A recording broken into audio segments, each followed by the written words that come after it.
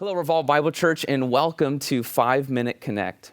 Today I want to talk to you about trust. We are living in a day of widespread fear and panic. The stock market is in rapid decline. The stock in our local grocery store is depleting. We are hearing the number of infected individuals with COVID-19 rise, as well as the subsequent death toll. With all of these sudden developments, it is easy to let fear grip you to the point where we profess to trust God on the one hand, but our emotional instability and lack of bearing in our lives prove quite the opposite. As Christians, we ought to demonstrate to the world what it looks like to live calm, collected, and controlled lives in the midst of chaos.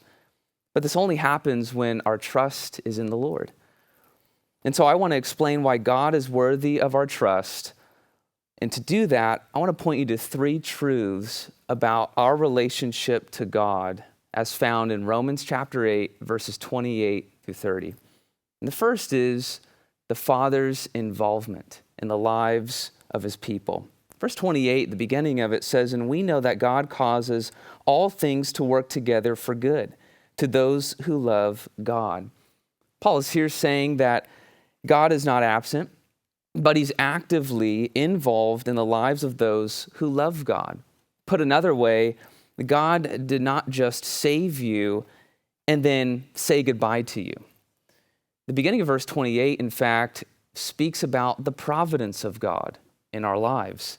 That is to say that God sovereignly orchestrates common day-to-day events and circumstances in our lives and causes them to unfold in such a way where his will and his plan are being accomplished.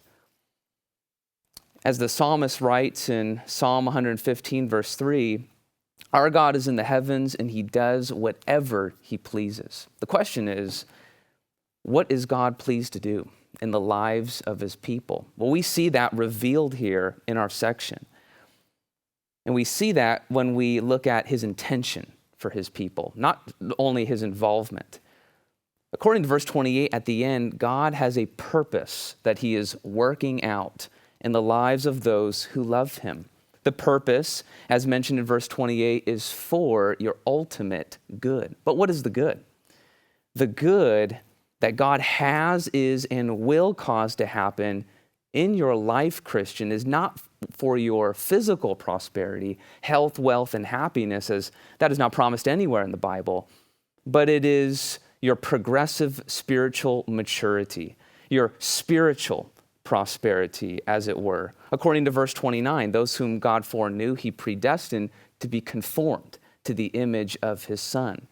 This means at every moment in our life, our Father uses those moments to mold our thoughts, speech, attitude, affections, and actions to look more like that of Jesus Christ.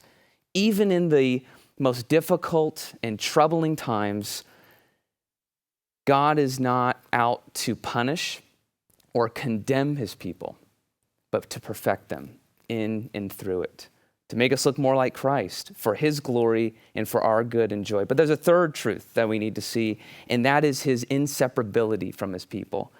Verse 30 of Romans 8 indicates that the day will never come when God abruptly abandons his purpose for his people. He's not going to walk away from this, because the same group of undeserving sinners that he predestined to save in eternity past are the same group of rebels he saves on earth, calling them, justifying them through Jesus Christ. In that same group, he secures to glory.